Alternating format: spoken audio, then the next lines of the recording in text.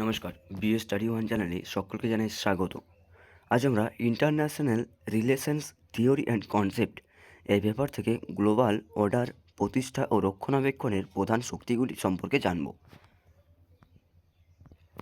তাহলে global order বলতে এমন একটি আন্তর্জাতিক ব্যবস্থা বোঝায় যেখানে রাষ্ট্রগুলোর মাধ্যমে আচরণ, সম্পর্ক ও ক্ষমতার ব্যবহারের কিছু স্বীকৃত নিয়ম, নীতি ও প্রতিষ্ঠান কার্যকর থাকে।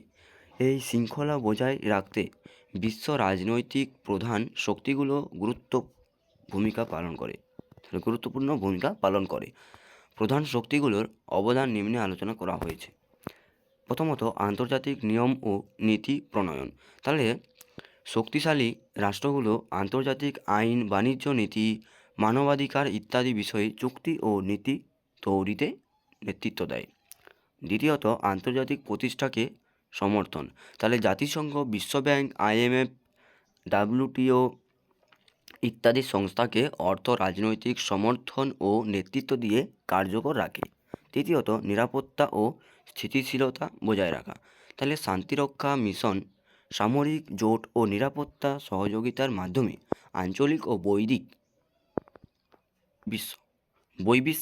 স্থিতিশীলতা রক্ষা করে। চতুর্থত, অর্থনৈতিক ব্যবস্থার স্থায়িত্ব রক্ষা। তাহলে বিশ্ব বাণিজ্য, বিনিয়োগ, অর্থনৈতিক সহায়তা ও উন্নয়ন সহযোগিতার মাধ্যমে বৈশ্বিক অর্থনীতি সচল থাকে। পঞ্চমত, সংকট মোকাবিলার নেতৃত্ব। যুদ্ধ, সন্ত্রাসবাদ, মহামারী এবং জলবায়ু সংকটের সময় প্রধান শক্তিগুলোর সমন্বয়, সহায়তা ও কূটনৈতিক উদ্যোগ গ্রহণ করে। পরিশেষে আমরা বলতেই পারি গ্লোবাল অর্ডার টিকে থাকে প্রধান শক্তিগুলোর দায়িত্বশীল আচরণ, সহযোগিতা ও নেতৃত্বের উপর।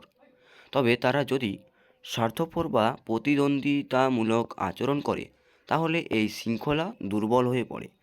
তাই শক্তির পাশাপাশি দায়িত্ববোধও গ্লোবাল অর্ডারের জন্য অপরিহার্য একটি উপায়। থ্যাংক ইউ সকলকে।